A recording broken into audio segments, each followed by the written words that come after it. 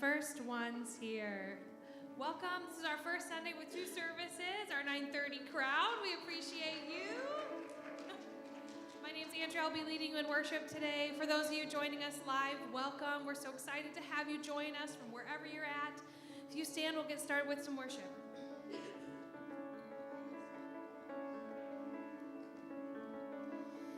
Joy to the world, the Lord is come. Let earth receive her King. Let every heart prepare him room. And heaven and nature sing, and heaven and nature sing, and nature sing. We will sing, sing, sing. Joy to the world. We will sing, sing, sing. Sing joy. Joy to the world, the Savior reigns.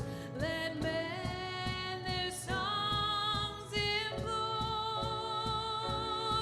while fields and floods, rocks, hills, and plains repeat the sounding joy, repeat the sounding joy, repeat the sounding joy. We will sing, sing, sing. Joy to the world. We will sing, sing, sing. He rules. He rules the world with truth and grace, and makes the nations prove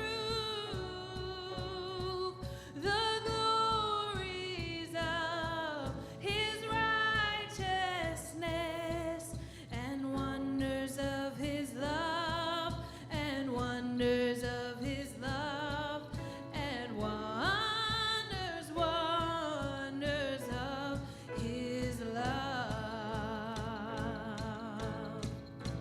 We will sing, sing, sing. Joy to the world.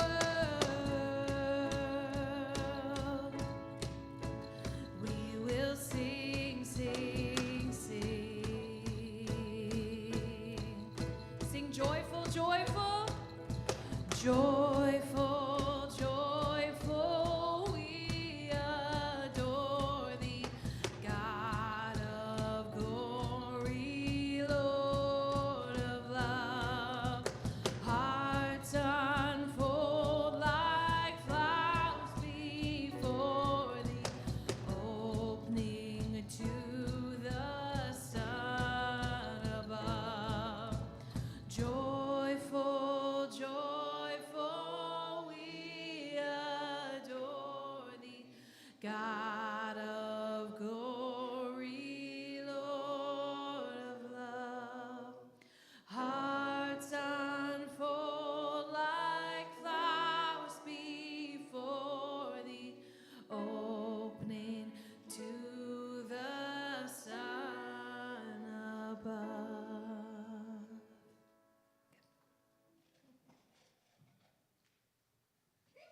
You can take a seat. Good morning. Kids, we need your energy this morning. I know that I tell you usually, one more time. Good morning. Welcome to our first ever 9:30 service. This is feeling like the old days 3 years ago, when we were just getting started and trying to fill this room. We've grown to the point where we need to split our crowd in order to make more room for more people. It's going to mean Sundays like this where we're spaced out a little bit in order to make room for more folks arriving behind us. But I am confident that no matter how many people are in here, the right people have shown up, and we're going to have a great experience together today. My name is Jeremy. I'm the pastor here at the Grove Cottage Grove, and we exist to grow goodness. That is why we are here as a church, why we continue to do what we do week after week, month after month. And so my hope is that you are being in the room here with us today. You're watching with us online because you couldn't make it to 9:30 like you could at 10 a.m. getting those kids out of bed, or you're traveling or whatever, or you're interacting with us in the community throughout the week. I hope that those interactions are somehow nurturing healing, wholeness, and beauty in your life. Right up front, before we get into the rest of the service, we want to talk quickly about kids. Kids are not only welcome members of this community, but valued members of this community. We want to make sure that is the case, that we provide what they need, even within the worship center. So kids are welcome within the worship center throughout the service. We have coloring things in the backs of the chairs for them or adults to take advantage of throughout the service. We also have a wiggle space over here where if kids need to get up and move their bodies, there's some quiet activities for them to be able to do over there as well. And then we have our programming, which is available for birth through 5th grade. So for birth through ages 3, we have our Grove Nursery, which is staffed out in the Commons area. And then for our Grove kids, so ages 4 through 5th grade, we have Grove Kids programming. So they start in the worship center, and then we sing them out to be able to go participate in some play-based learning. Just so you know, if this is your first time with kids this fall in the room, we ask for you to fill out a registration form. Either one of these cards that is on the back table or scanning this QR code and filling it out online. That then gets emailed to our Grove kids leaders. We ask that because, one, kids' names are important. We want to know who they are. And we also want to know if there's anything special that they need, if they have any allergies or other types of restrictions, medical conditions that we should know about so that we can make sure that they are getting the care that they need when they go out there. I believe that is it for up front. So we're going to move at this point into the part of the service which we call Connection Point. Connection Point is your opportunity to connect with people around you through a little bit of forced interaction. I had a conversation just a little bit ago with somebody who said, I really dislike Connection Point, and it's really important for me. I know, you don't like it. There's plenty of people who don't like it, and it's an important thing to be able to get people interacting because building meaningful relationships is important as we are continuing to be a church. So, in just a few moments, we'll have you stand up, find someone near you don't know or don't know very well, introduce yourself, and then discuss this question. You can discuss anything you'd like, but if you have no idea what to discuss, we at least give you a prompt for you to discuss something else. So, today's discussion is really lighthearted. What is your favorite Christmas cookie? Or, if you don't like Christmas cookies, favorite Christmas treat of some kind. So, are you like a sugar cookie person? Are you one of those people who likes the cookies with the Hershey's Kiss in the middle? What are those called? I don't know what they're called. Peanut butter blossom? Sure. Or something else, cookie or otherwise. Got your answer? Okay. All right, why don't you stand, find someone near you you don't know very well, introduce yourself, discuss this question, we'll reconvene in a couple minutes.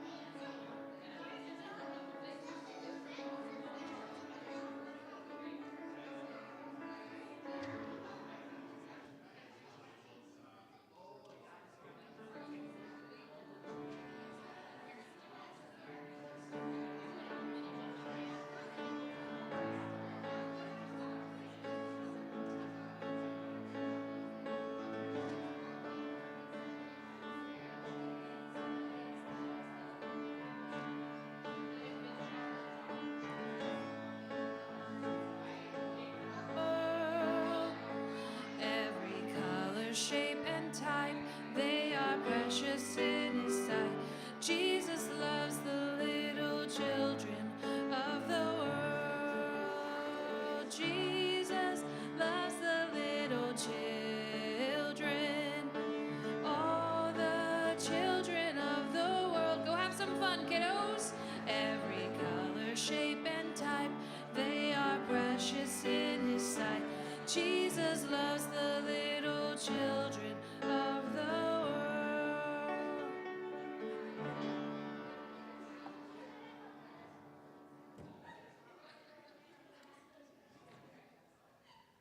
All right.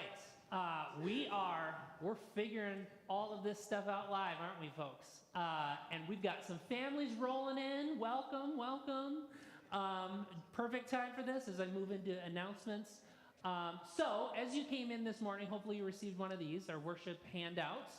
On the inside, as you open it up, has the most important information that you're going to want to know about the church, how we got started, why we exist, what our values are, all of that good stuff. There's more information about the kids on the right-hand side. On the inside, if you are among the select few that got these this morning because we ran out of them, are the worship inserts. I did not take one because I wanted to make sure as many people as possible had the opportunity to have them in hand. There is an insert in there that allows you to, one, let us know that you're here with us today. If this is your first time or 100th time and you have some sort of contact information that needs updated, and or if you are requesting specific information about things. So as you flip to the back, there's check boxes at the top with specific things that you might be interested in learning more about. You can check those. And there's a spot further down for prayer requests. If you have anything that you would like us to join you in praying about, you can put that there. And then anytime during the service, after you fill that out, you can drop it in a box, which is at the back of the worship center on that table. I also will refer to that in a couple minutes because there's other things that you might want to check those boxes with. Then as you flip to the back side, there are 3 announcements that we are keying in on this month. This is a new worship handout. These are new announcements because we are in December.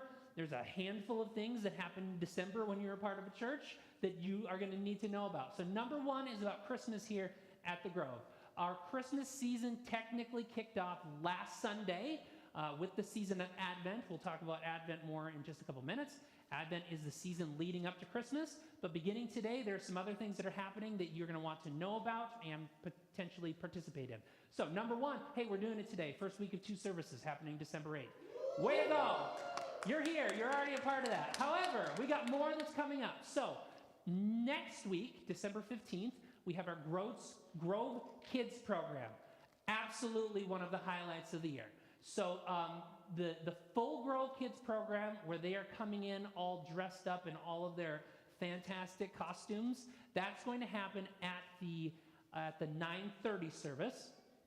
At both services, there will be a video with some pre-recorded stuff that the kids are doing, which was maybe the highlight of last year's service. Probably one of the best things that we've ever put out into the world. There's another one of those that is coming, and we're going to have kids singing at both of the services as well. So that video and kids singing will happen at both services. The full Christmas program, where they come in and retell the Christmas story and all of their costumes and stuff, will happen at the 9:30, okay?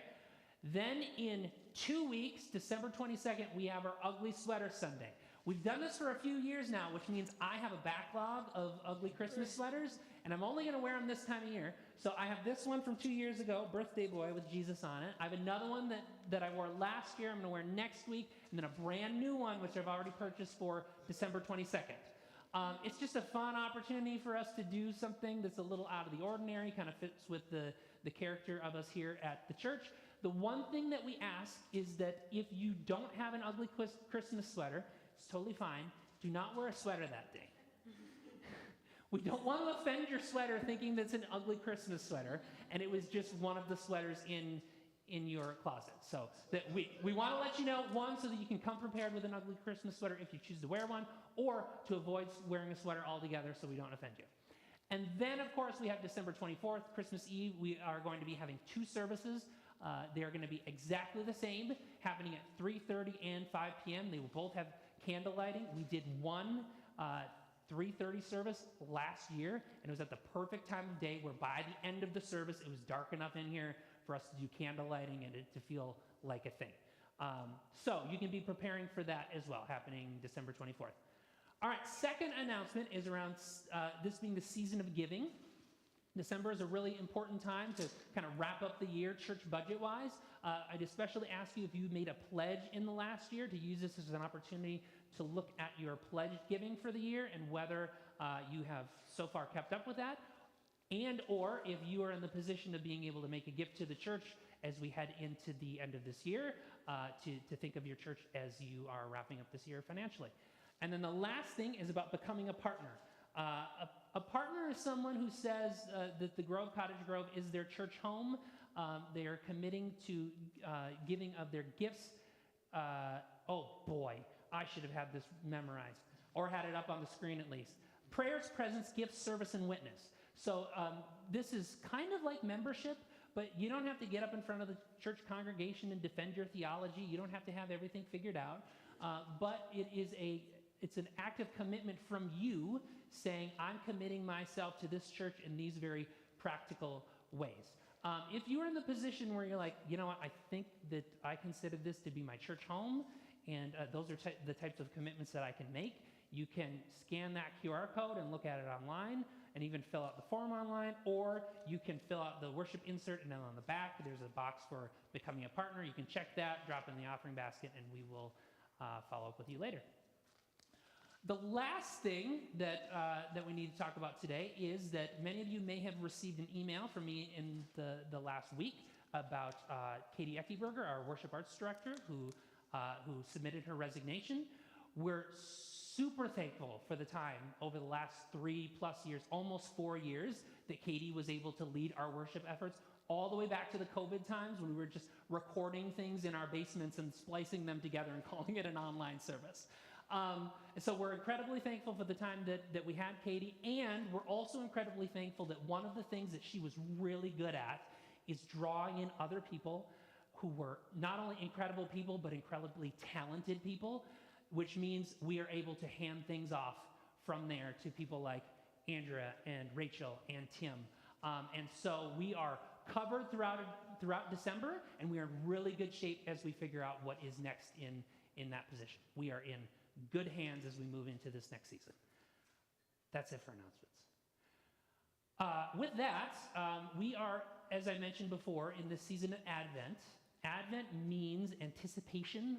It is the time that is leading up to Christmas and to the birth of Jesus and all the things that means within the Christian tradition. And so each week we have a different candle that is being lit by someone from the congregation and a reading that person is leading us in as a congregation. So with that, I'm going to have Jean come up here to do our reading that we will all be joining in, and then lighting the next Advent candle.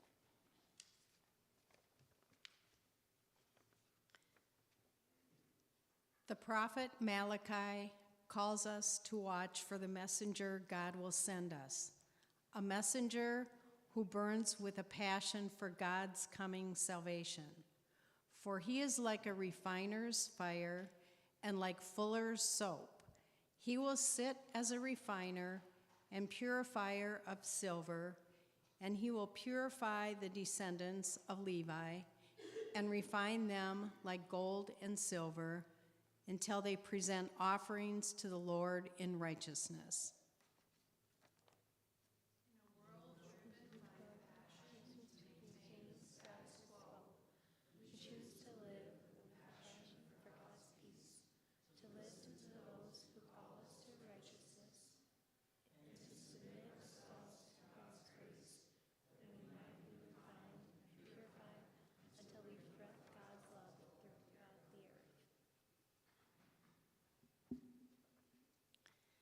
We light this candle of peace as a sign of our commitment to passionately pursue the work of making peace in our hearts, our families, our communities, and throughout the earth until God's kingdom comes on earth as it is in heaven.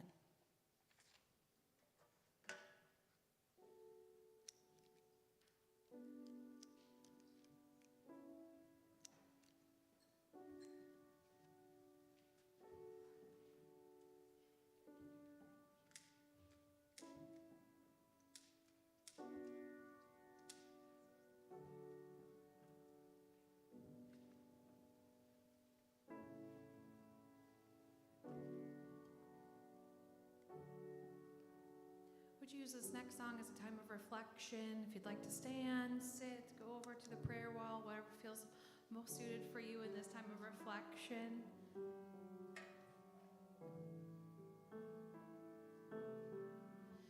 Come away from rush and hurry to the stillness of God's peace.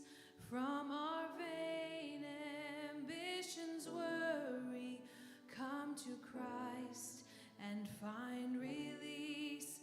Come away from noise and clamor, life's demands and frenzied peace. Come to join the people gathered here to seek and find God's grace.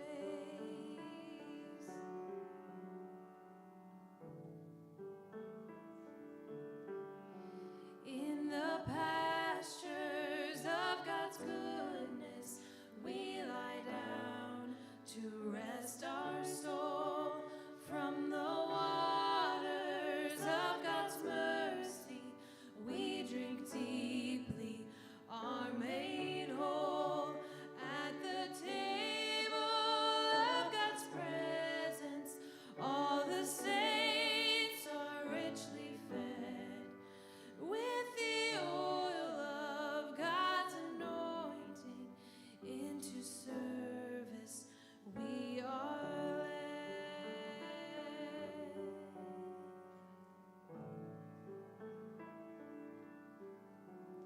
Come then, children, with your burdens, life's confusions, fears and pain. Leave them at the cross of Jesus. Take instead his kingdom reign. Bring your thirst, for he will quench them. He alone will satisfy. All our longings find attainment when to self we gladly die.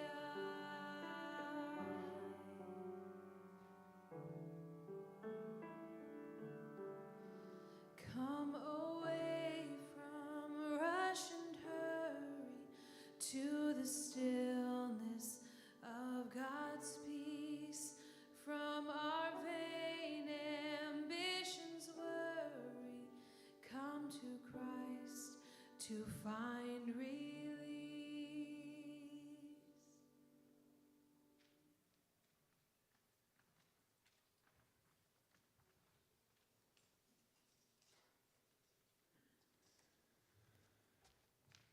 Right. So, we started this new Advent series last week as we began Advent on angels.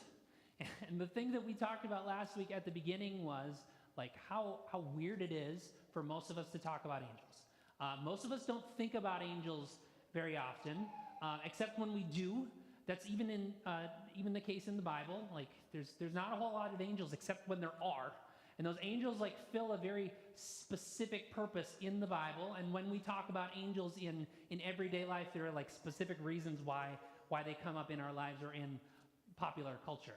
And so one of the goals that I have in mind, or that we kind of have in mind for this series, is to normalize angels a bit. We often think of these angels, we have like these very romanticized visions of angels from like the 1500s, which we might see in certain sculptures or in certain paintings where it's always white skin, like flowing blonde hair. There's like a glisten or glow around these folks. They've got halos and they've got these big wings. Those are sometimes the pictures that we get in our minds when we think of angels.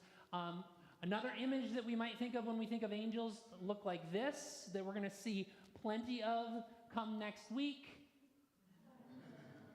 Beautiful little angels, right?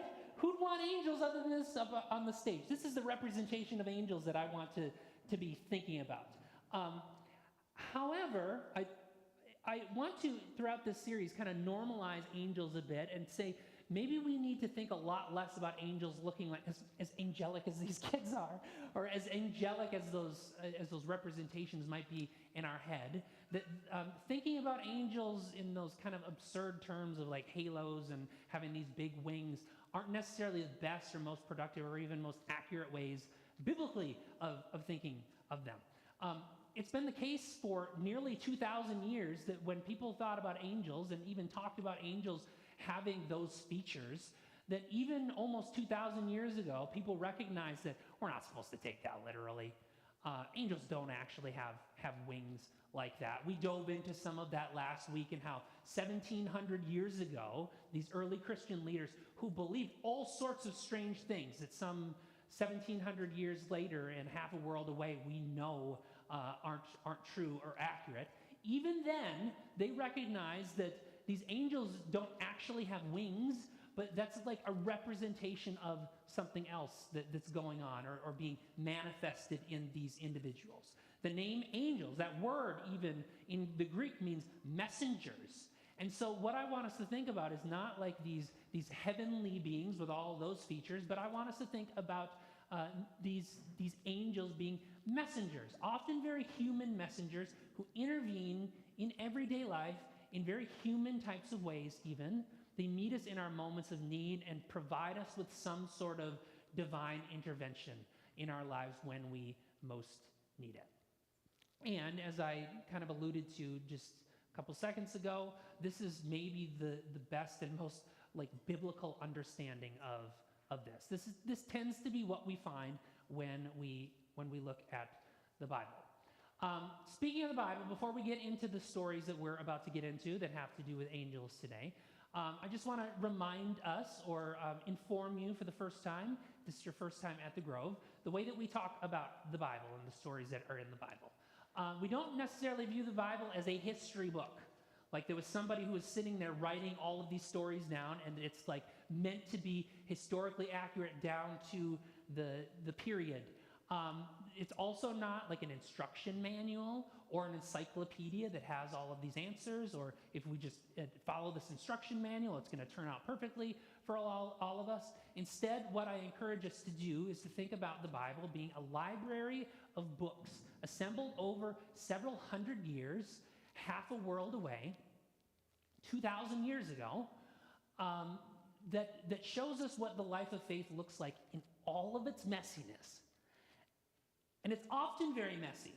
And there are often stories that we will come to, including one that we're about to talk about today, that are messy and feel incongruent even with the picture of a loving God that we have come to know and embrace. And so there's different ways that we could approach that. A tradition that I would have grown up in and said, it's in the Bible, we need to take it for what it is and just embrace it. There are other ways of doing this where it's just like, I'm just going to avoid that story altogether. Or there's a way like we try to do here at the Grove, which we talk about being like a reparative reading in the Bible, saying this story is in there. It has been important for people of faith for thousands of years, and now we have an opportunity to engage with it, perhaps in a different way than we have before, and extract some good that might be here. So we're going to do that this morning, and in order to do that this morning, we're going to go back to a story from the very first book of the Bible known as Genesis. Genesis is the origin story of the people of Israel. And one of the first heroes in that origin story is a man named Abraham. You might be familiar with Abraham. We talk about him from time to time here since he tends to be one of the heroes of this library of books that we read. Abraham, in case you don't know or don't remember, need a refresher, Abraham was a man who was called by God to pick up his life, pick up his family, and move to a foreign land. And it was in that foreign land where God promised to bless him and his family. And in that land, he would receive such a blessing that his family would be as numerous as the stars in the sky. Sounds great. One problem, he didn't have any children. And in fact, he and his wife were so old, they had tried for so long, that it seemed like their childbearing years were far behind them. And yet God continued to insist to Abraham, this is going to happen. You are going to be blessed, and you are going to be blessed in this very specific way. So one day, as Abraham's just going about his normal everyday life, there are 3 messengers who show up to Abraham. They show up at his doorstep. And when they show up at his doorstep, he greets them, he welcomes them in, and they confirm once again, Abraham, you and your wife are going to have a child. Again, fantastic news. However, this is not actually the reason that these messengers have showed up. As the story unfolds, what we hear is that they have come to Abraham because they're actually on their way somewhere else. They're actually on their way to the cities of Sodom and Gomorrah. These angels have been sent by God to go scouting in this city of Sodom and Gomorrah because they have heard some rather bad things that are happening in those cities, and they are going to be the scouts who report back to God about what they find in Sodom and Gomorrah. Now, you may or may not be familiar with Sodom and Gomorrah, so we're going to get into that in just a second, and it's very old, but I have this picture of Abraham and the messengers as they are going to overlook Sodom and Gomorrah. Again, this is a very old picture, but this is Abraham and the messengers overlooking Sodom and Gomorrah.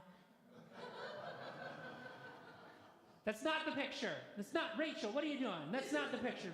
Bring up the other picture. All right, so the actual picture that I'm going to show, this is what eventually happens. This is a representation of what is eventually going to happen to Sodom and Gomorrah. It's kind of hard to see, but down here we have 3 messengers. Of course, they have wings. And what we find out, again, is that Sodom and Gomorrah is said to be filled, like Mos Eisley in Star Wars, with all sorts of scum and villainy. And so the angels are sent to report back to God about that scum and villainy. And if things are bad enough, those cities are going to be destroyed. This doesn't seem right to Abraham. This doesn't fit with the character of God that he has come to know. And so Abraham pleads with God, like, don't do this. Don't go through with this. If you find 50 people who are righteous, will you save this city? No. Only 40 people. We'll cut it down to 40 people. No. 20 people. If you find just 20, okay, 10 people. If you find 10 people who do not fit with that definition of scum and villainy, can we agree that you won't destroy this city? God takes that bet, and the messengers go in. That's where we pick up the story. This is in Genesis 19. The 2 angels came to Sodom in the evening, and Lot was sitting. Lot is Abraham's brother. Lot was sitting in the gateway of Sodom. When Lot saw them, he rose to meet them and bowed down with his face to the ground. He said, "Please, my lords, turn aside to your servant's house and spend the night and wash your feet. Then you can rise early and go on your way." They said, "No, we will spend the night in the square." But he urged them strongly, so they turned aside to him and entered his house. And he made them a feast and baked unleavened bread, and they ate.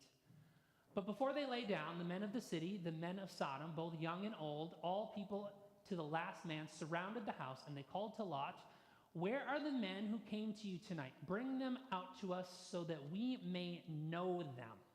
That's an idiom. Lot went out to the door to the men, shut the door after him, and said, "I beg you, my brothers, do not act so wickedly. Look, I have 2 daughters who have not known a man. Let me bring them to you, and do to them as you please. Only do nothing to these men, for they have come under the shelter of my roof." But they replied, "Stand back."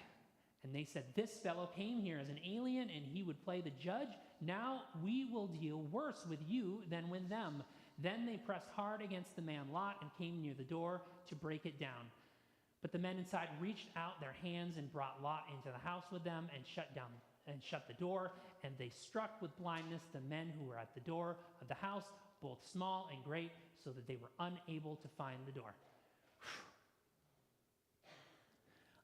As you can probably tell from that image that I showed before, if you don't know the story, you can probably imagine how it ends, how it goes from here.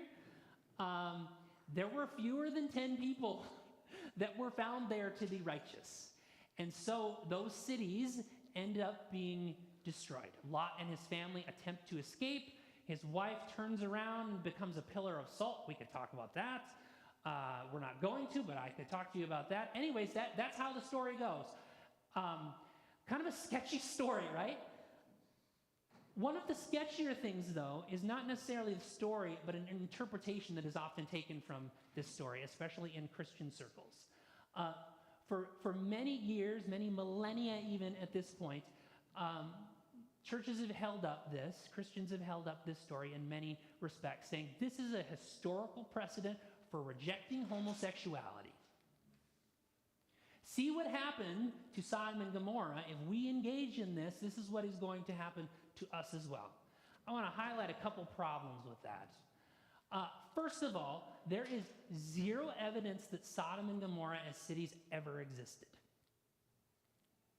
There's actually archaeological evidence that suggests pretty profoundly and pretty directly that they probably never existed. So the evidence is not there that they did exist, and actually there's pretty good evidence that they never existed, which means that there's something else that's going on here. Again, I mentioned that Genesis is an origin story for the people of Israel. And so it is most likely that this story was meant as an origin story for Israel's enemies who happen to live in the area where Sodom and Gomorrah might be. So as they are reflecting back on where they came from, they can say, our enemies, they descend from Sodom and Gomorrah. We really don't like them, and we're going to provide you with reasons why. Okay? So that's number one. But then number two, it's also not consistent either with how the story plays out, nor how this story is interpreted even within the rest of the Hebrew Bible that looks back on this and says, what exactly was going on here with these angels showing up in these random cities?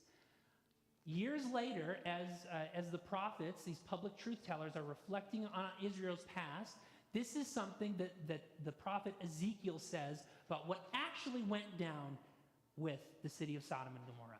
This is what Ezekiel says in Ezekiel 16. As I live, says the Lord, your sister Sodom and her daughters have not done as you and your daughters have done. This was the guilt of your sister Sodom.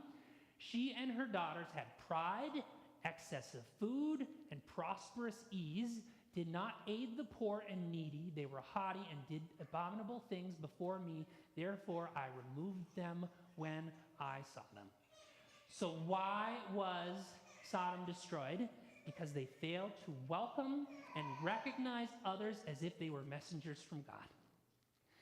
And when you fail to recognize and welcome others as if they are messengers from God, bringing something important to tell you, you're even worse than those Sodomites. Isn't the Bible cheery? Now, here's the fortunate thing. We can engage with this story in a reparative way and say, this is a tough one, and maybe there is some good that can be taken from this instead of just accepting it blindly or ignoring it. And fortunately, this is something that the Bible itself does. So by the time we get to the Christian scriptures after the time of Jesus, they are also reflecting on the events of the people of Israel and these shared stories. And so by the book of Hebrews, which we have in our Christian scriptures, here's what the book of Hebrews says, alluding to what happened with these messengers going to Sodom and Gomorrah. Let mutual love continue. Do not neglect to show hospitality to strangers, for by doing that, some have entertained angels without knowing it. Remember those who are in prison as though you were in prison with them, those who are being tortured as though you yourselves were being tortured. Let marriage be held in honor by all, and let the marriage bed be kept undefiled, for God will judge fornicators and adulterers. Keep your lives free from the love of money, and be content with what you have. For he has said, I will never leave you or forsake you. So we can say with confidence, the Lord is my helper. I will not be afraid. What can anyone do to me? Remember your leaders, those who spoke the word of God to you. Consider the outcome of their way of life and imitate their faith. Jesus Christ is the same yesterday, today, and forever. So this version, this translation of the Bible that I just read from is called the New Revised Standard Version. One of the things that the New Revised Standard Version tries to do is be gender inclusive. So that first line says, let love abound among all. However, the original language in the Greek is actually gendered here, and so some English translations that try to get like to the most wooden, literal interpretation of it, the translation of this beginning of this passage is more like brotherly love must continue among you. That word brotherly love in Greek, anybody know what brotherly love in Greek is?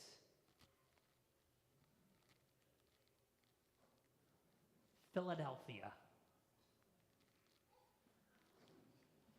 Philadelphia means brotherly love. So when you talk about the city of Philadelphia, it's the city of brotherly love. Have you ever heard this? That's Greek, okay? So basically, the beginning of this passage that then leads into you need to treat people who are among you like messengers from God and then act accordingly, sets it in the context of, long live Philadelphia! Let mutual love and grace flow from you, because you never know what kind of messenger from God and the message that they bring might be needed for you and the people that you come in contact with. You're looking for some divine intervention in your life, look no further than the people that surround you. And the author gives examples. Look at the strangers who are among you, who are in need. Maybe you need to greet those strangers among you as if they are messengers from God bringing a message of divine intervention. The prisoners among you, those who are being tortured, maybe they have something important to tell you that you need to pay attention to and act accordingly. Maybe it's your spouse or partner as well. However, they might rub you at times the wrong way and feel like sandpaper on you. Maybe your spouse or partner has an important thing to give to you, a message to pass on to you that feels a little bit like divine intervention. Maybe money is talking to you in a not so good way. Maybe that is something to pay attention to, and maybe like the attraction to money is itself a message from God. Maybe there are leaders amongst you who are acting humbly and trying to give you things that you need to see them as perhaps messengers from God as well. And so perhaps angels, these messengers who intervene in our moments of greatest need, whether we are aware of it or not, who are functioning as divine intervention in our lives, maybe those angels need to be looked to as being around us, like all the time. And often, usually, not having these big wings and a halo above them. I wonder, as I think about this, I wonder if one of the reasons we are attracted or still hold on to those absurd ideas of what an angel looks like, the glowing skin and the halos and the wings, is that it allows us to more readily avoid those uncomfortable messages and the messengers that might bring them.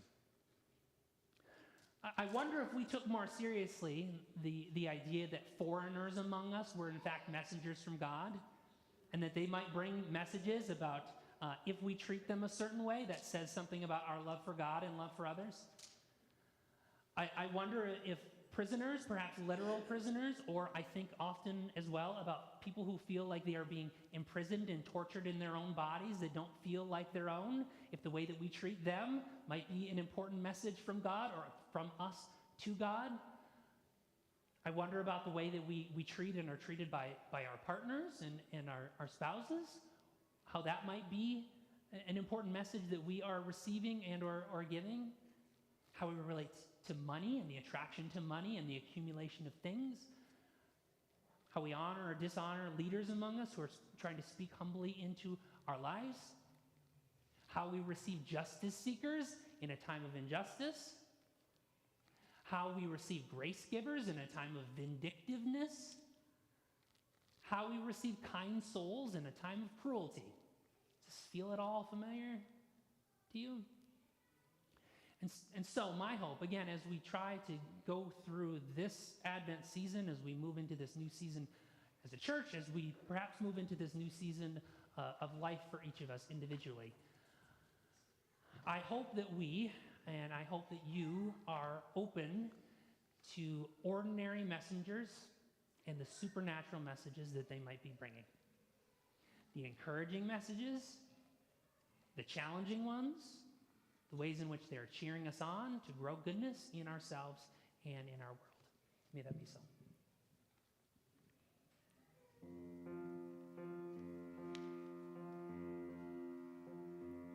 You can stand.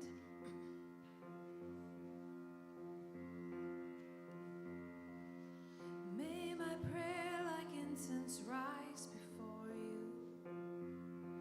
The lifting of my hands a sacrifice. Oh Lord Jesus, turn your eyes upon me, for I know there is mercy in your sight. Your statutes are my heritage forever. My heart is set on keeping your decrees. Please still my anxious urge toward rebellion. Let love keep my will upon its knees. Oh God, you are my God, and I will ever praise you. Oh God, you are my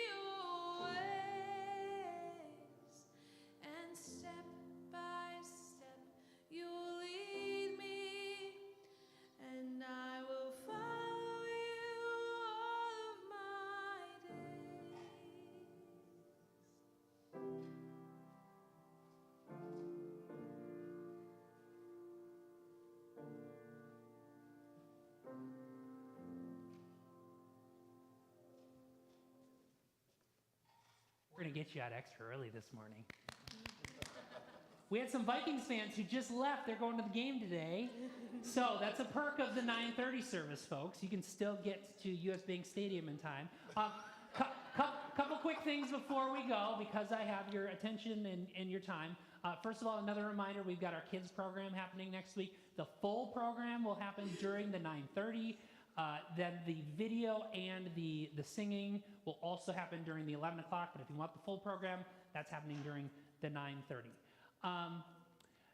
This past week, I was thinking about Dietrich Bonhoeffer. Any of you familiar with Dietrich Bonhoeffer? So there's a new movie out about Dietrich Bonhoeffer, pastor, spy, assassin, something like that. I haven't seen the movie yet. I've heard mixed reviews of it. Dietrich Bonhoeffer is one of my heroes. He was a pastor during the Second World War in Germany. And he's known really widely, and the reason this movie is a thing is because he was a pacifist that ended up helping with a plot to trying to assassinate Hitler.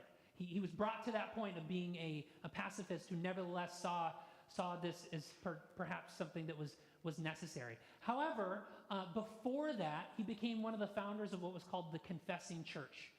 Which in Germany, as even the church was being co-opted by the government, the Confessing Church was standing up and saying, no, we will not do this. We are taking the life and teachings of Jesus seriously, even if this puts us at direct threat. And we are going to stand on this moral high ground, even if it gets us arrested, even if it gets us executed.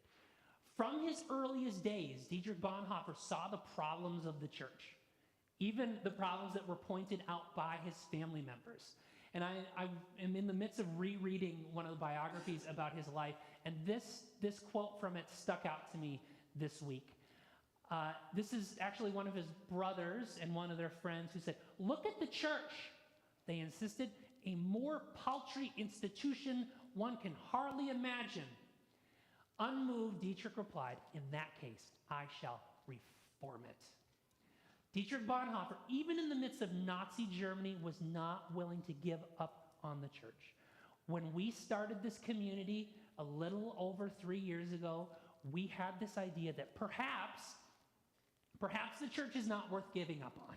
And perhaps we can create a community for people who felt like they needed to leave the church or never felt welcome in the first place that could grow goodness. And folks, we are in a new season of that today because we have grown to the point, enough people have said, let us reform it, that we have had to start 2 services. So I thank you for being here today. I thank you for contributing in all the ways to get us to this point. And I thank you for the ways that you are going to contribute as we go out from here into this world and continue to grow goodness. So with that, you're already standing. I'll have you extend your hands to receive this blessing. It's going to sound very familiar because it's coming straight from Hebrews 13, which we just read. If I can get it pulled up here. Okay, Hebrews 13. Let mutual love continue. Do not neglect to show hospitality to strangers, for by doing so, some have entertained angels without knowing it. Long live Philadelphia. May that be so.